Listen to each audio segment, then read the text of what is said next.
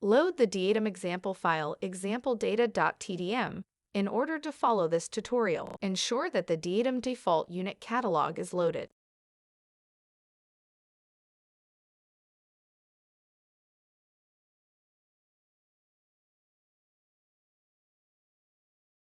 Activate the Analysis panel, and then choose the menu options Channel Functions, Convert Channel Unit.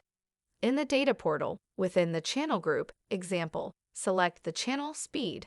Drag and drop the selected channel speed to the Convert Channel Unit dialog channel control labeled Channel. In the section Unit, the From field should show the channel's current unit. Change the To drop-down box to the mph, miles per hour. The quantity should be set to speed. Set the unit set to all units to define the unit set you want the channel unit assigned to. Make sure the checkbox Store Result in Original Channel is checked. Click the Calculate button to convert the unit for the channel. Note that the maximum value for the speed channel has changed, confirming the channel values were adjusted to the change to the unit.